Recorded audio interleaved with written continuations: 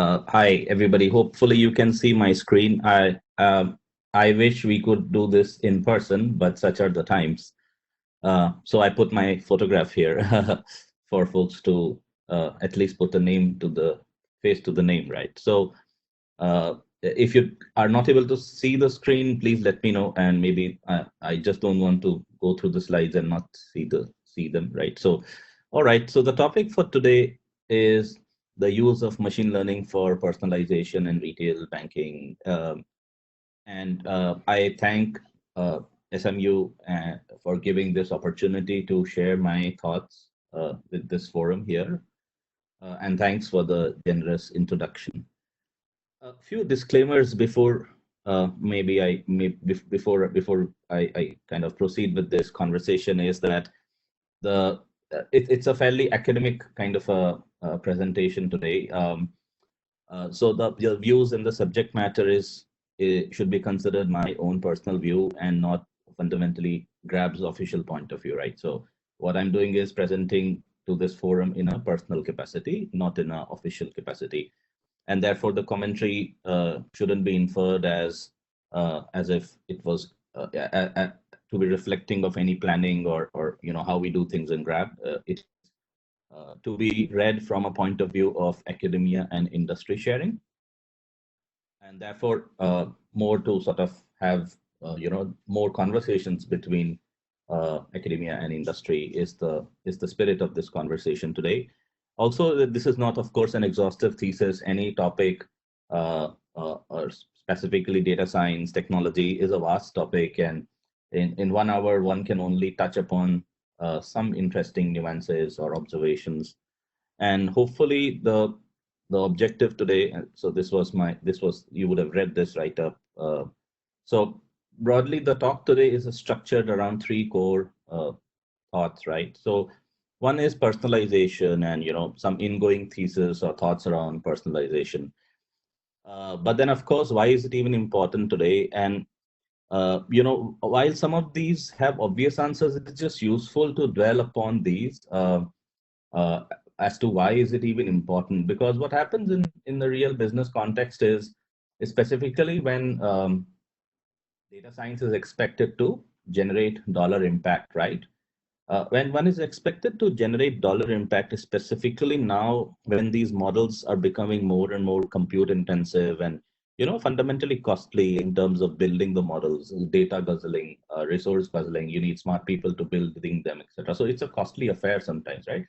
So one has to fundamentally show ROI on those models, and then in the pursuit of ROI, one has to then maybe take a step back and understand what are we really trying to solve. Sometimes it is just not about building a classifier or building a deep neural network. The real impact comes from a very fundamental understanding of the data scientist as to what is it that I'm trying to really achieve, right? Not exactly the AUC, but I mean, what goes beyond the AUC? Why that AUC and so on. So I break my conversation in three broad buckets: personalization and some thoughts around it, the mobile context and why should we really care, and then some flavor of machine learning for personalization, right? So uh, I'll try to dwell more with things like why rather than mathematical formula. I assume that mathematics one can go back and pursue, but really the hope is to inspire some amount of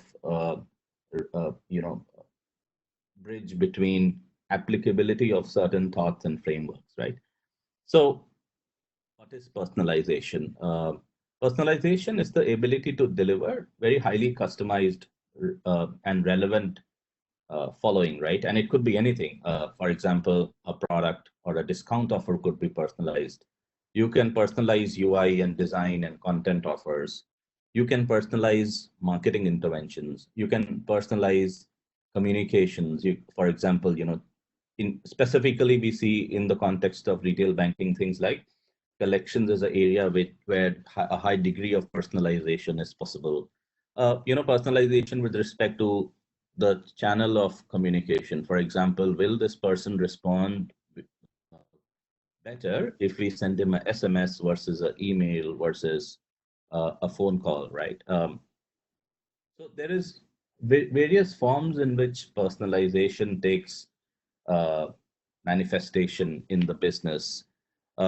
Similarly, investment advice can be highly personalized, highly customized to the individual, right? The reason why I thought it was useful to box the conversation in the context of a retail bank is just so that it is easy to have a structured conversation around a specific industry topic. I mean, one can have a very similar personalization conversation for the ad tech industry. One can talk about personalization for e-commerce. In fact, that is where a lot of personalization happens, in fact. But in any case, financial industry is a good place to talk about personalization because it offers us the legacy to compare with, right? Because it is not that personalization was not happening in the industry. For example, in banks, it is just that with the advent of uh, more data, more technology, and so on, the nature of that beast changes a little, right? And we will develop on some of those topics. So historically, personalization began with identifying consumers, obviously, with similar tastes and preferences in the form of very large segments. And I remember many years back, I was in the university. We used to study about segmentation and k-means and stuff. Ways to build segments. At that time, of course, I didn't know why I used to read a lot of these things, but only in later years in my work experience with banks and consulting firms, we saw how segmentation was used, and interestingly enough, in a lot of powerful campaigns and the decision-making processes in banks and telcos and such. But eventually, the end goal of personalization is uh, and hopefully to achieve a segment of one, right? I mean, if one is able to really do that scalably, effectively, finding the segment of one, which is basically hyper personalization, is possibly the best way to really tweak your product, your offer, your UI for for every customer that one may possibly have. So what you see on the picture on the left is basically, a illustration of large segments and small segments. The small segments reside within large segments, right? So they lie within each other, and the question really is how small can the segment be? So clearly, segment of one is a hard problem, right? And it has always been a hard problem. And there are a few reasons for that. We need to be able to build such rich, individualized segmentation. You need rich data at an individual level, data granular enough to be able to find preferences for different customers in a different way. Specifically in a banking context, there are also regulations, and now even with other data protection laws and privacy laws coming in, there are regulations around not discriminating across customer bases, customer re-identification, regulations around consent, data type. For example, sometimes we shouldn't be using credit risk scores for marketing. So microsegmentation also technically has been an expensive task from a compute standpoint. And usually there are trade-offs between costs and the benefits of that effort that will go into that kind of a hyper personalization. So traditionally, in the banks and other places, people have been using k-means or CHAID, chi-square automatic interaction detection methodologies, or CART, classification and regression trees, or another distance-based measures to build segments of customers with uh, similar preferences, similar behaviors, to give them similar treatment. And it is useful to reflect upon this for a few minutes, right? Because this was personalization till machine learning and the world of big data kicked in, right? So a lot of economics folks and econometrics and statistics and smart folks would land into these kind of jobs where they would do all sorts of interesting shade card trees to build strategies for large organizations. But of course, these techniques also had some limitation, and some of the interesting limitations are, for example, the picture that you see on the right hand side. It's a dendrogram, right? And the real question sometimes is that how do you even decide which is the right operationally viable segment? For example, the red box could be a interesting segment, or a green one, or a blue or a black one, right? So uh, Sometimes distance-based or associations-based algorithm require a cost feedback to actually be able to cut into smaller and smaller and smaller segments. And there is sometimes a natural limit to which you can sort of build a segment, a smaller and a smaller segment, because the cost trade-offs don't, or the benefits don't, are not so obvious at that time. And the point, therefore, is that the cluster of one is a hard problem if we look at it specifically from a traditional analytical modeling framework, right? The other challenge, for example, is that if you were to use a set of specific variables and then later change them, the nature of association between data points, in this case customers, may actually change. And this, the bottom picture is kind of trying to sort of, it's an exaggeration, but you kind of wants to share the point that, so it is possible that you take 3 or 4 data variables to build a certain association between entities, and you may get a full graph. Or if you change to other data dimensions, you may get a different kind of association between users, right?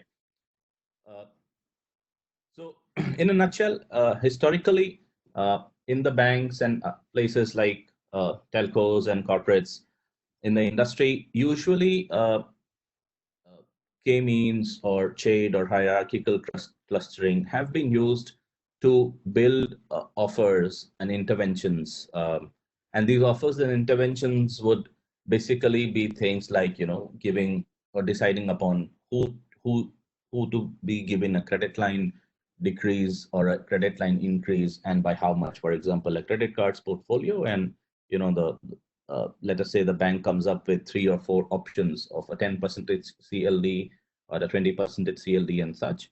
So to identify which set of customers will get what kind of a credit line increase or decrease, or for example, which customers will be called for an offer, which customers will be sent an email. So fundamentally, to design the nature of a marketing intervention or a price intervention or a discount intervention. But historically, these were largely mutually exclusive and possibly exhaustive set of segments.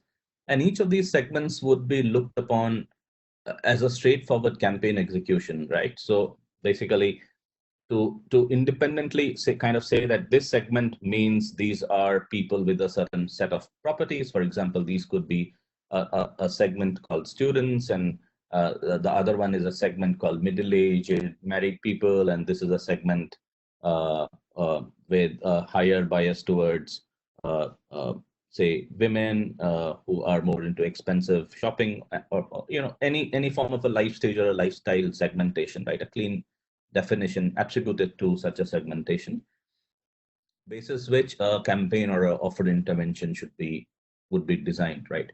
So these ended up becoming relatively large segments, and oftentimes they were not dynamically refreshed. But they were beautiful, right? I mean, it was easier to sort of deploy them. Certainly, from a technological standpoint, it was intuitive and easy to explain as to what is happening, what is this segment all about, why should this offer be given to this segment, right? That definition or that hypothesized causal relationship was established before a campaign was created, right? and and then it was also easy to measure the success of such a intervention or a segmentation, right? In the form of A/B testing, control, and test samples, right? So this broadly was, let us say, the history of of analytics in terms of personalization. These techniques are still quite popular, and there are various reasons and good reasons for them to be quite popular.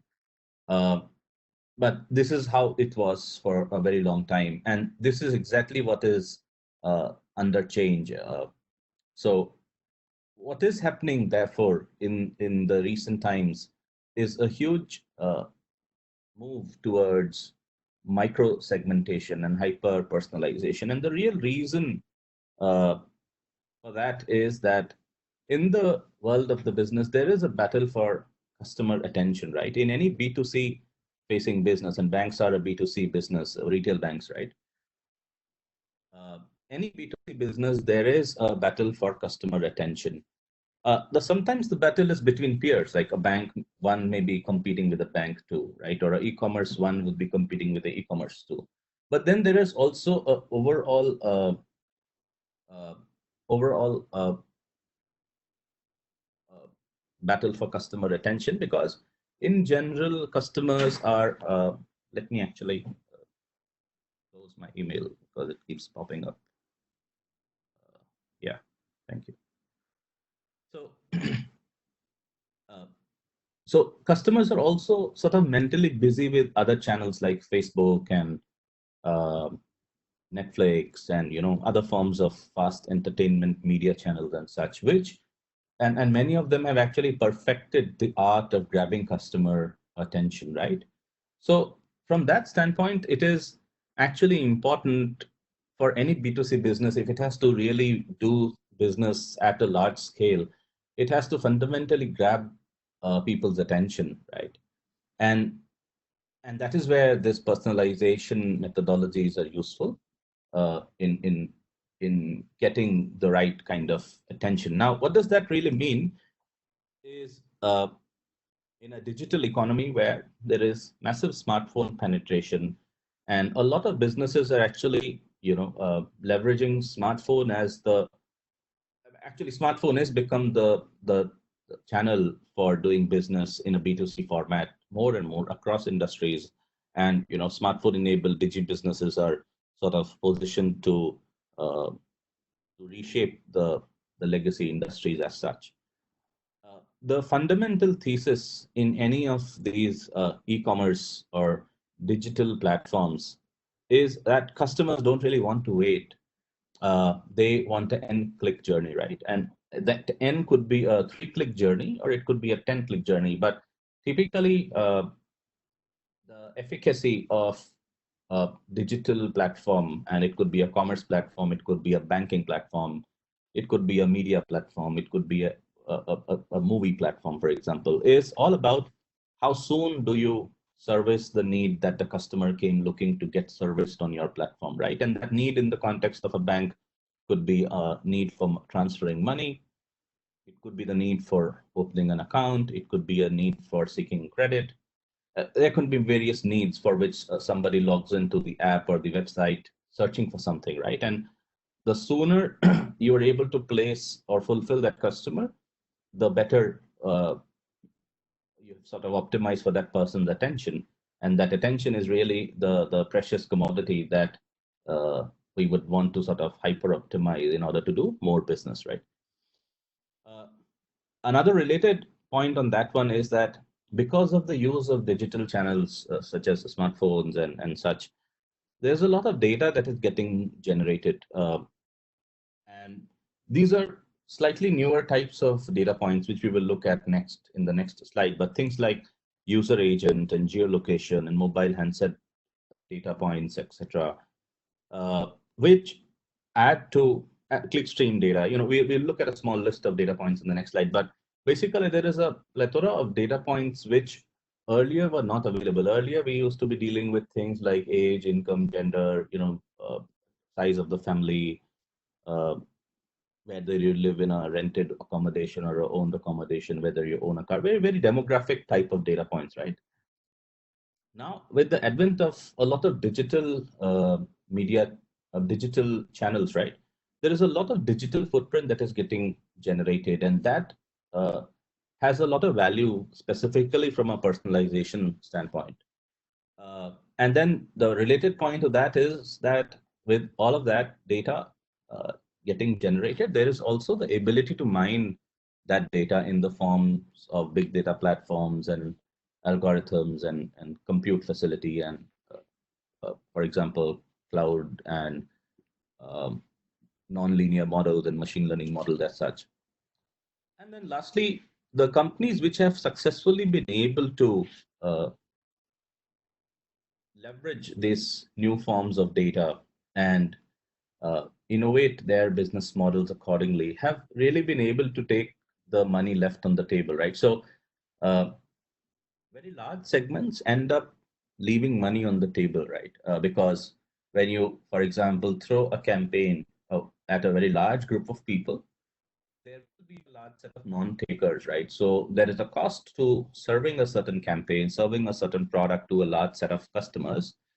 Uh, but but if it is not super personalized, or if that pool is so vast, the segment size is large enough, one is going to be burning money, large amount of money to try to reach to those customers, right? And those customers may not respond and in the same measure as one would expect. So the ROI may be poor. So technically, somewhere down the line, the P&L will ultimately show up, and there is going to be money left on the table, right? Uh, and therefore, the companies or use cases which are able to personalize and hyper optimize for take up, therefore, are able to actually do better business. So in a banking context, again, these could be things like risk-based pricing. Uh, you know, uh, for example, the ability to charge differential interest rates for risky versus less risky consumers, right? And that helps that could potentially help the bank generate more value, do more business. People feel happy receiving lower interest rates. The bank is able to price risk correctly if it has got the right kind of personalization on risk, all right? Or for example, this is a popular use case where identified travelers end up getting automatic local currency drawdowns. Or for example, point of sale loan offer. So uh, imagine that I am automatically whitelisted via some data set on the back end. I go to a shop, I swipe my credit card. At the point of swiping, I get an option to convert that into a loan, right? That's a point of sale loan. And eligible people with a hyper personalized offer, like tuned to their preferences, etc., could actually mean a lot to the customer and help companies do a lot of additional business, right? So, so what have we said so far is we talked about personalization. We talked about the legacy methods of personalization, and they still hold valid. They are pretty useful and they have benefits. But it is very hard to use legacy methodologies to build a segment of one. And why is that segment of one, or trying to achieve to a segment of one, is important is because there's a battle for customer attention. And the companies or businesses that have an edge in terms of grabbing customer attention will be able to do better business and be able to sort of get the money in the cracks, specifically if it is a highly competitive industry. And achieving that certainly requires leveraging the latest in terms of data, latest in terms of compute and algorithms and such, right? So what is the type of data sets that this new kind of digital world emanates, right?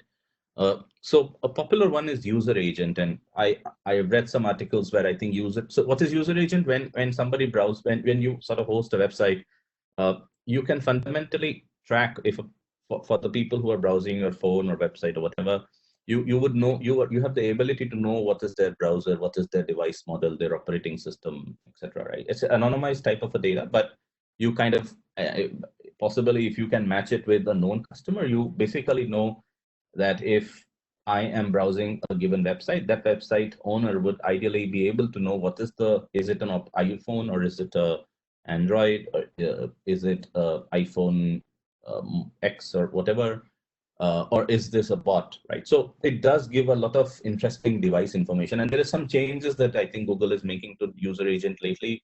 But then again, this is an interesting data point which tells us a lot about the device, and given a huge uh, variation in the prices of devices, it's an interesting data point to sort of understand for personalization. Typically, user agent was used to sort of was useful because it would give software developers the ability to render the right kind of screens or resolutions on different type of devices. So it is interesting as a data point also for personalization of offers, and me knowing whether somebody owns an iPhone versus a cheaper phone could possibly mean an interesting data point, right? Similarly, geolocation. So a lot of services these days have the ability to capture geolocation. Uh, Sometimes the browser itself is able to capture specifically if you have given the permission to do that, or there may be a way to capture GPS if it is a mobile app, or even from a telco tower if there are necessary ways, or if the firm has done some amount of investments in their data architectures. Handset data, certainly, if it is an app, one could know a lot about the handset, whether what is the model, whether it is jailbroken, what is the language, what kind of possibly if the user is giving permission, what kind of apps are already on the phone. And then within the fintech world, there are deeper use cases of trying to mine for calling patterns and calendar histories and such, of course, with user consent. Uh, with retail banks specifically have access to a large amount of transaction data, things like credit card transactions, which have amounts and SKU level data sets, and sometimes those transactions also have locations. All of that can be used to infer lifestyle, So that's a very precious kind of a data set. Infer demographics is not new, but it is relatively new in the larger scheme of things, uh, where it is useful to predict what is the gender of a person. It is useful to predict what would be the income of a person. It is useful to predict whether this person may have a child or not a child. So inferred demographics is a very interesting application of data science, but it has real value in terms of trying to achieve some form of personalization or power some form of personalization, right? Clickstream data, again, how does the user interact with the app, interact with the offer on the screen? All of that is a great amount of clickstream data being generated, right? Ultimately, all of this data and the analysis should help us understand from a personalization standpoint, who is the customer, what are the demographics, the riskiness, uh, whether the person or the affluence of the person, where's the person now, what does the customer look like, what does he want, what will he want in the next n time frames, right?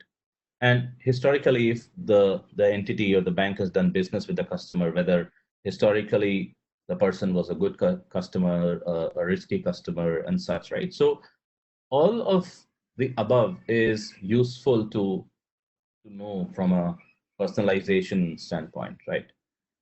Uh, and then, so with that, we maybe will use the next few minutes to talk about uh, machine learning in personalization and how the world has started to move from, say, a k-means or a shade or a tree-based personalization to other forms of more complex personalizations. What you see on the screen is is a fundamentally personalization from a strategy standpoint. So basically, a combination of classifiers or a multi-class classification to personalize, for example, a marketing offer, right?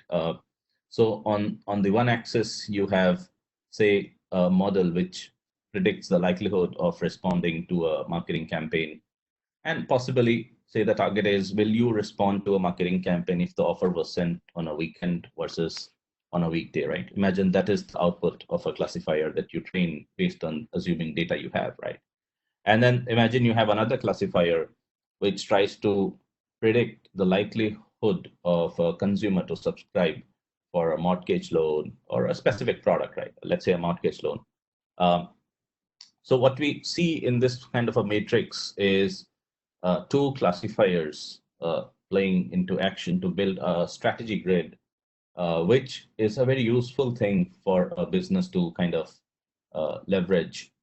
And in many ways, uh, tree-based algorithms end up also building such n-dimensional, if you will, strategy grids, right? So every segment in a shade or a cart is fundamentally a strategy box.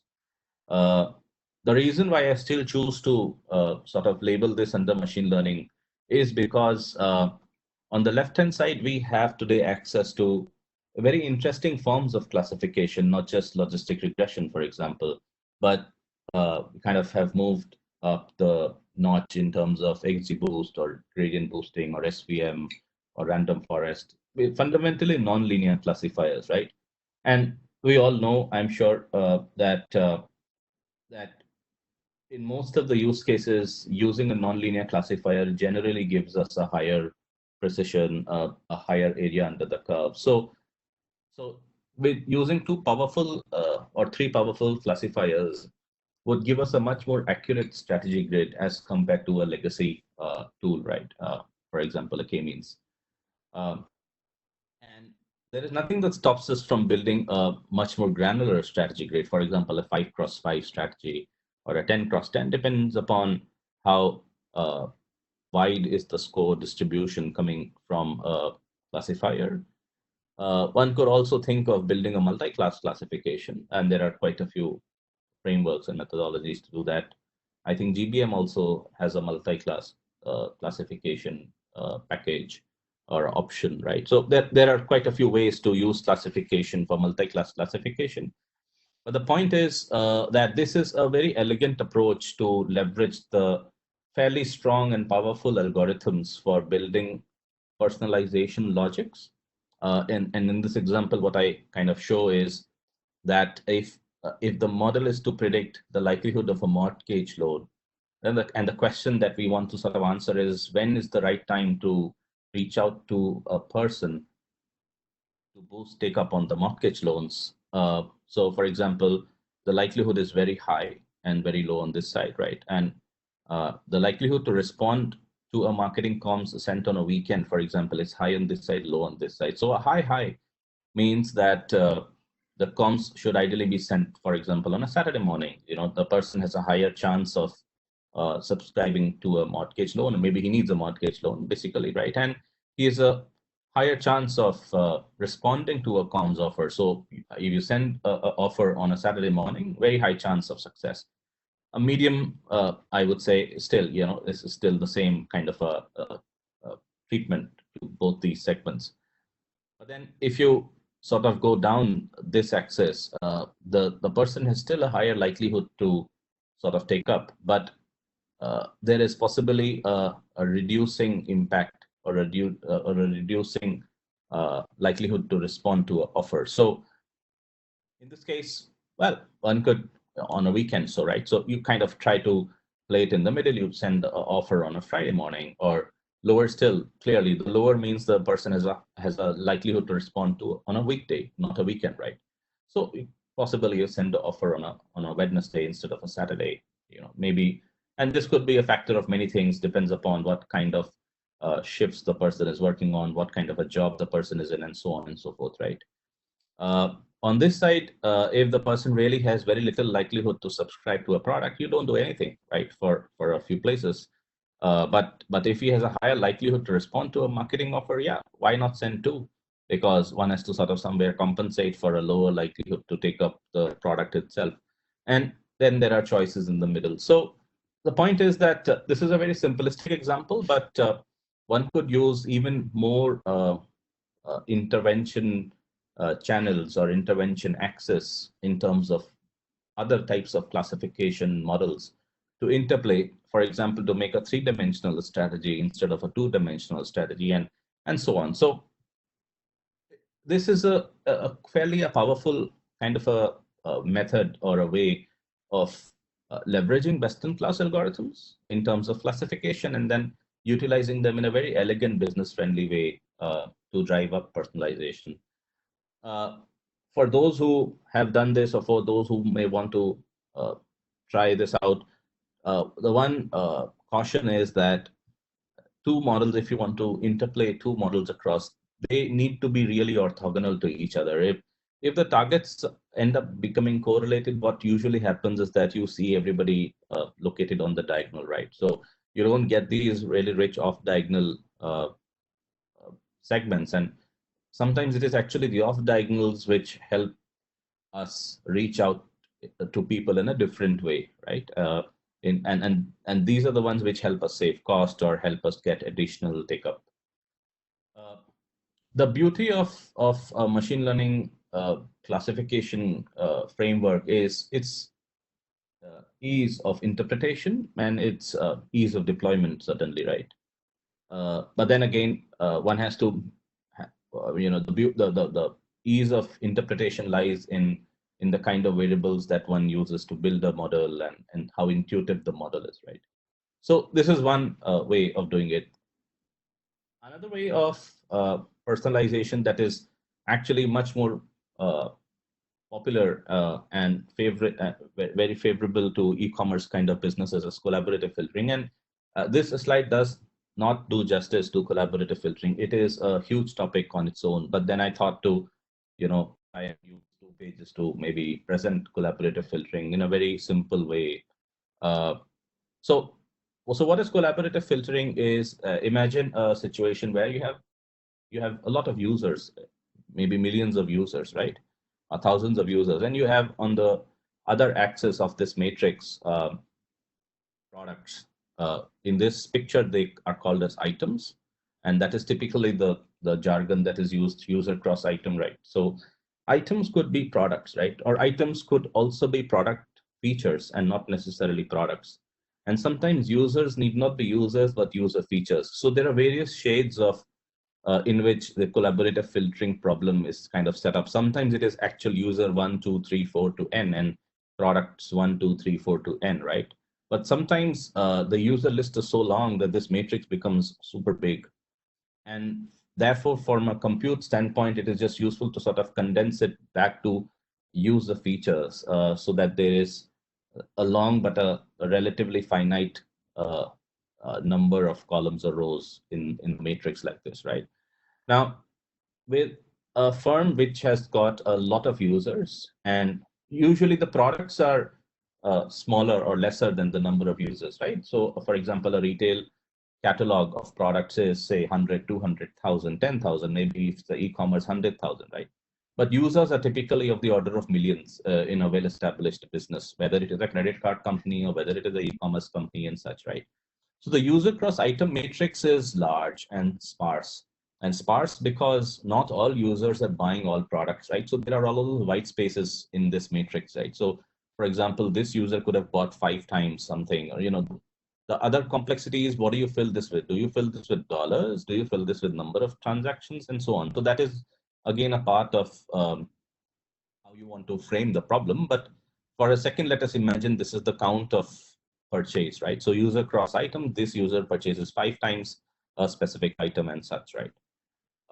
Nevertheless, the matrix, however you frame it, is going to be large and sparse. And this is fundamentally, isn't it, the problem with personalization, that how do I even know to recommend a certain item if the user has never purchased it? That and that is indeed what people like Netflix, etc., did very powerfully. So from the point of using singular value decomposition, and at that time they used SVD. SVD was one of the big things, I think, around the year 2010, 2011, and then from a machine learning standpoint, it gave way to stochastic gradient descent, because ultimately, if this matrix becomes so large, it may become a compute issue to actually slice the matrix uh, algebraically into SVD, right? Uh, and ultimately, what a SVD does is that it breaks the matrix into 3 parts, right? So where there is a central matrix of principal components, and the whole idea is to ensure that the principal components with very little power are sort of shaved off, so that when you kind of re-multiply the reduced form, reduced rank matrix back with the Q and the P, you get a full matrix. So what you will realize is that this is a full matrix, but it may have a different rank, right? Uh, but this is still very useful in terms of retaining predictivity of the data, in terms of retaining uh, the direction of the variance and possibly the magnitude, if you kind of depends upon how you play with these matrices, right? And that is fundamentally what collaborative filtering does, is to uh, recreate the user cross item matrix with approximations instead of white blanks. And there's a lot of things going on in the back end. There is the cold start problem. There is the way to solve it by subtracting the means and such. I will not go into that. My goal is to sort of touch upon a certain concept and maybe illustrate it also quickly from a business use case standpoint. So once one has built a user cross item matrix with filled up real or estimated values, then one can use it in terms of predicting for a next best action.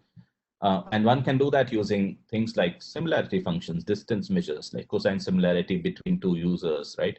So this user, so imagine a completed matrix like this. One could use the vector, the estimated vector directly for recommendations, or one could figure out which users are correlated with which other users using distance measures like cosine similarity and Euclidean distance and such. And different measures have different pros and cons. Sometimes the presence of zeros end up skewing certain distance measures and such, right?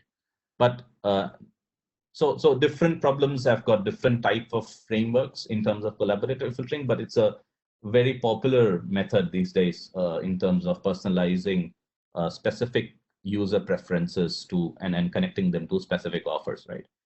And illustration of that is basically this picture here, where you have all of these end users and various types of plans and for various types of products.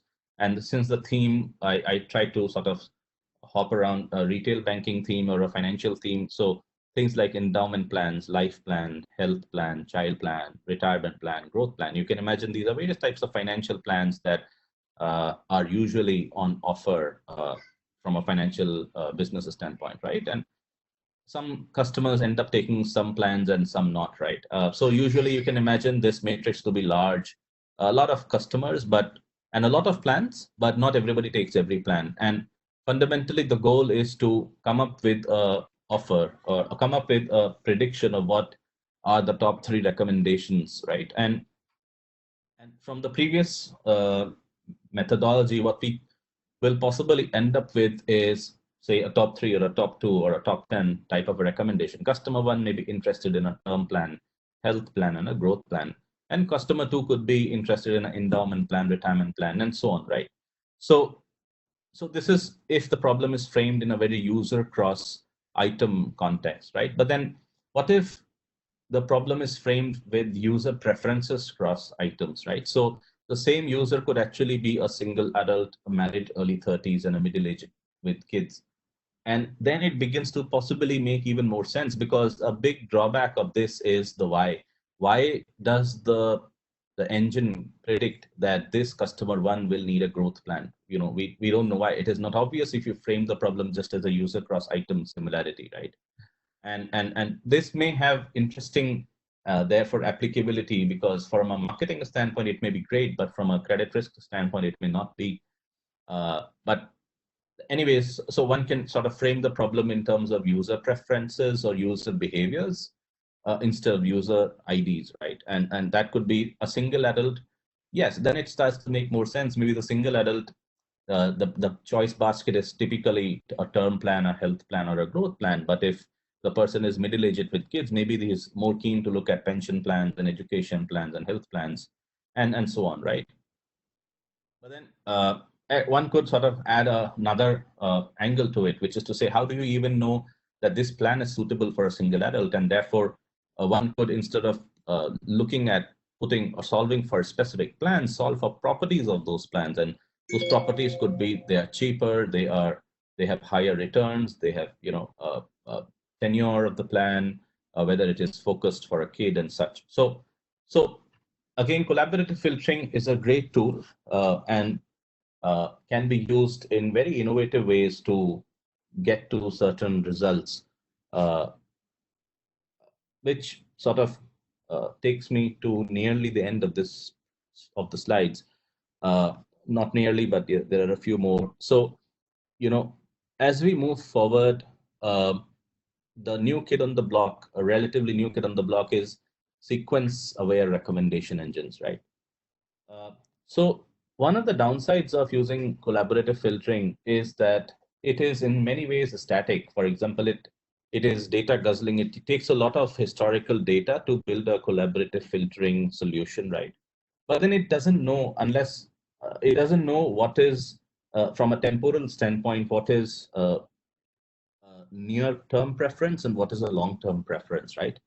And historically, a lot of uh, solutions mathematically were applied to the world of singular value decomposition in terms of uh, using specific artifacts in the cost function, etc., and the optimization function for drift, for example, SVD with drift and such. The latest on that is sequence modeling, right? So sequence-aware recommendation engines, what they end up doing is that they use users' short-term behavior to have a larger influence on the choice of the recommendation basket. For example, imagine that I interact with an e-commerce website, and I do that often. But at a given purchase session, right? Uh, what should the website really show me? Should the website's recommendation be, or should the recommendation be a function of my historical purchases, or should it be a function of what I'm trying to do right now, right? And maybe it is a combination of both, right, in a certain weighted way. Because what I may have purchased yesterday or day before or last month may have an impact or an influence on what I'm trying to search for now. But then what the website may want to recommend to me should ideally also weigh in heavily on what I'm trying to do with the first 5 clicks in my journey, right? And what I just explained from an e-commerce application holds true in a lot of other retail contexts as well, in terms of using the last n time periods or the latest time sequence of action to predict what I'm going to do very soon, right? So typically in the world,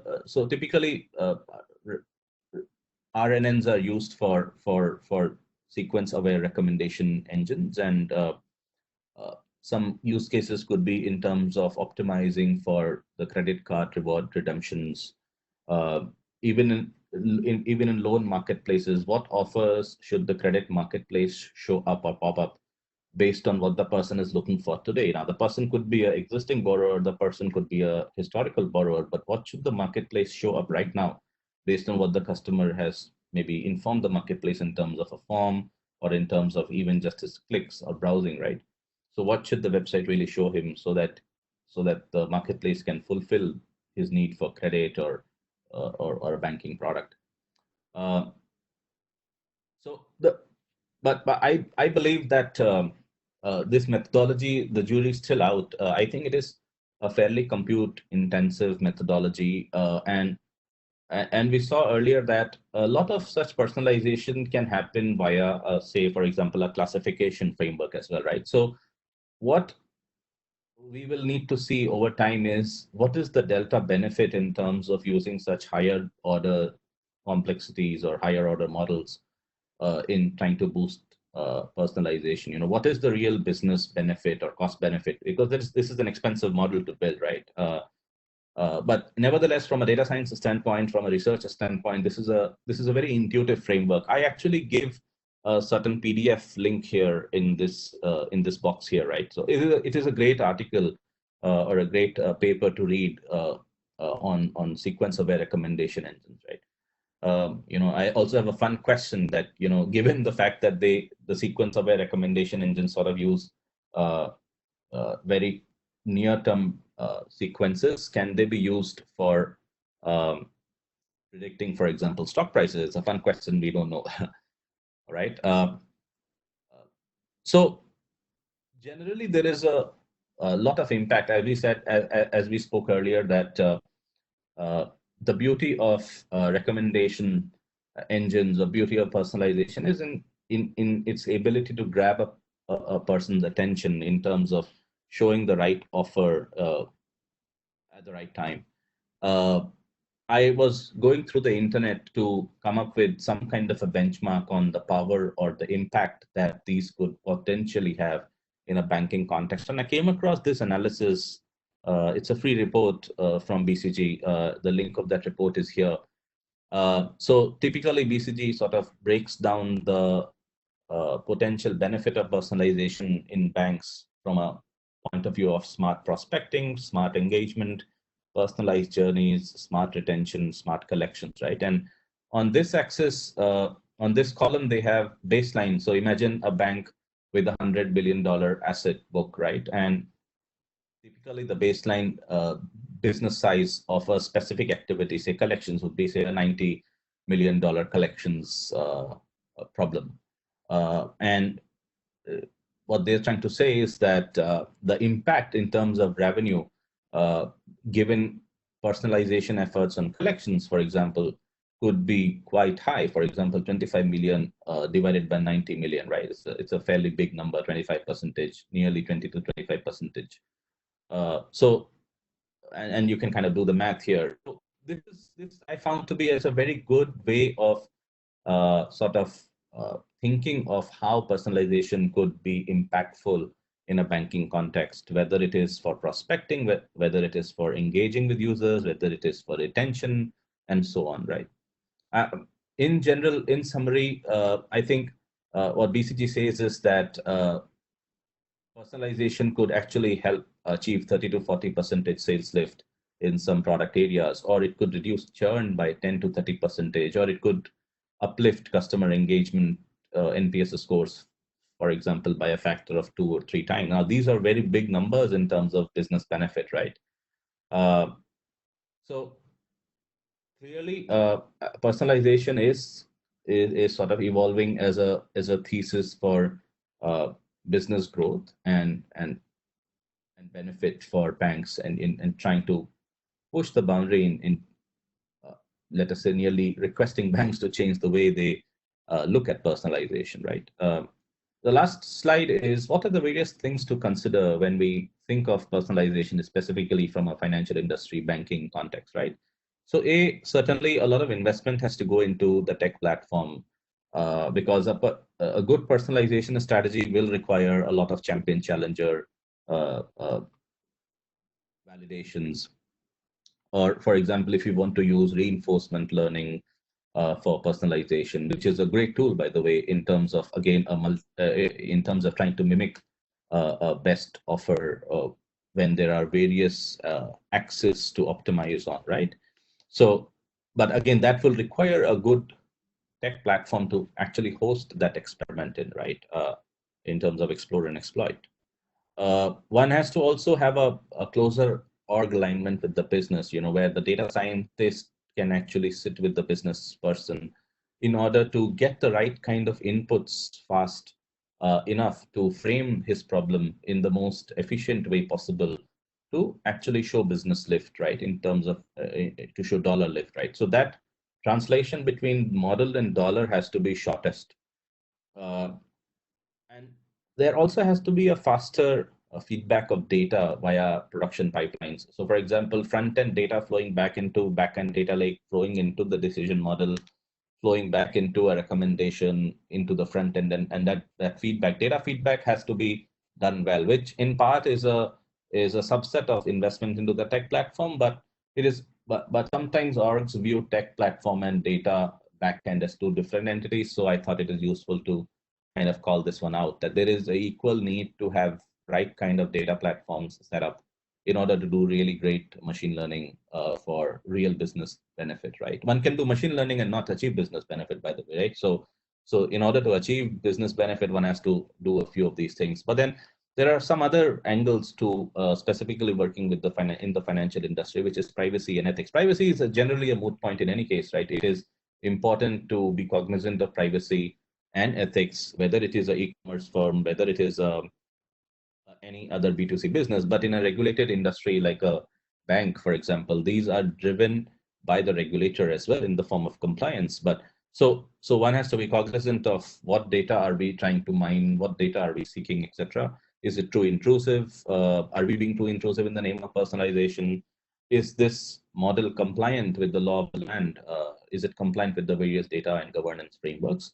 And the last point is that sometimes complex is not always better, right? So one may make a very complex deep neural network model, but then the dollar lift may be very little, which could have actually been achieved by a simple a classification tree, for example, right? So these are the various caveats that I believe as data scientists we must sort of keep in mind. I think that brings me to the end of this presentation, and we have about five. I'm open for some time, so happy to take questions.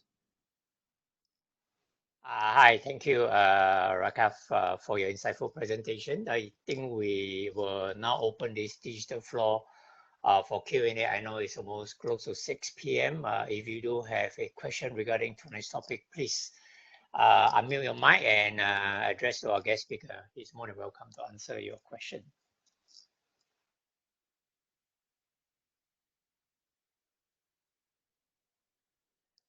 I guess I can go first. Can you hear me? Yes, please. Hi. So earlier you talked about this. You had this two-dimensional matrix where you're trying to make a cross between this one. Yeah. And you said that if you were to use this, you have to make sure that your models are orthogonal. Mm-hmm. So I was just curious, how do you ensure the orthogonality between your two models? Yeah.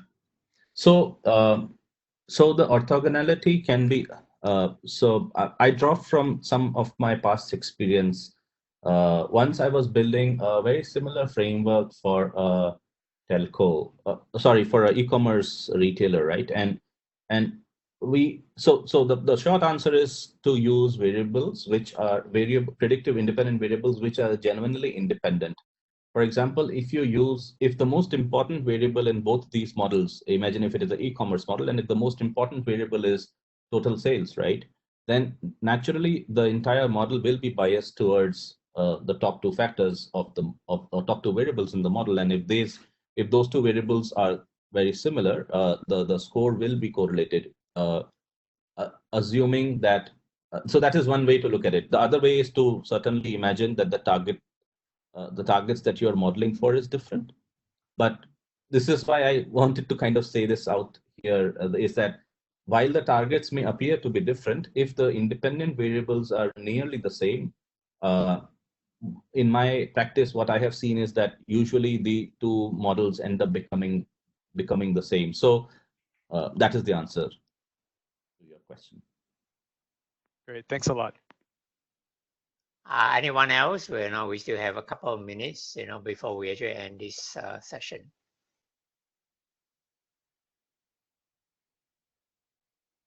Hi, can you hear me? Yeah. Hi, this is Ulysses. So thanks for the presentation. Something that struck me from your presentation across other presentations I've seen on the same topic is that maybe because of the industry you're in, it says retail banking, but it seems to me that someone who works in your team or in your field will need domain expertise beyond just machine learning and analytics, right? So my question is, since everyone's coming in at different levels into the industry, beyond just being technically sound in machine learning and analytics, what other domain expertise are available? I guess you could answer from your perspective and your team's perspective, and to what extent are the proficiencies required for those fields? So other fields I can think of based on your presentation would be maybe banking, risk, marketing, accounting, or any other fields you would like to define. Thank you. Yeah, sure. That's a great question. It's a really a great question that made me reflect a bit while you were asking, right? So even when I was the point of domain expertise is quite valid in the world of in the financial industry, right? And that is because in some way a lot of these things are not being discovered, right? So the cause and effect relationships or the products have a certain specific definition, uh, and there is a need for the modeler or the data scientist to know what is he trying to really do. Or for example, what does a credit line decrease mean? Or for example, uh, so hence there is a slight uh, difference in terms of domain knowledge when it comes to specifically building a personalization framework for a banking product, because it is it is hard to build a personalization framework without really knowing what that product is, which is slightly different from an e-commerce model where what you're just trying to optimize is take up and very highly quantifiable metrics.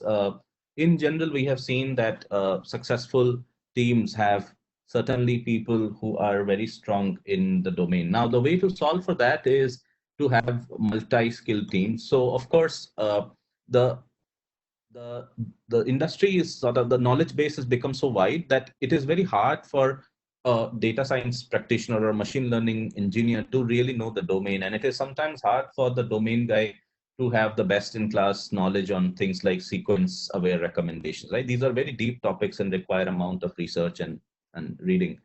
So the way we kind of solve it is by putting people with different skills together and having them to think about each other's problem or the same problem together. I think that is the basic answer to that question. We are just past 6. Perhaps we just take one last questions before we close off. One last question, anyone?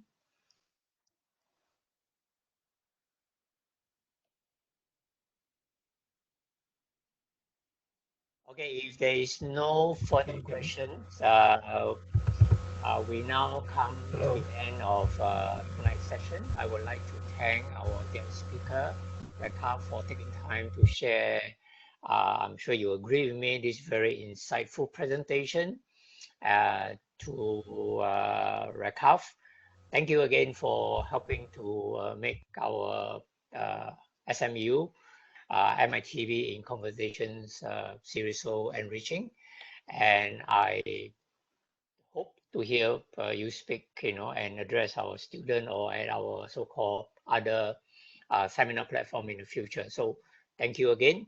And for those of you who actually, join us today, many thanks to all of you.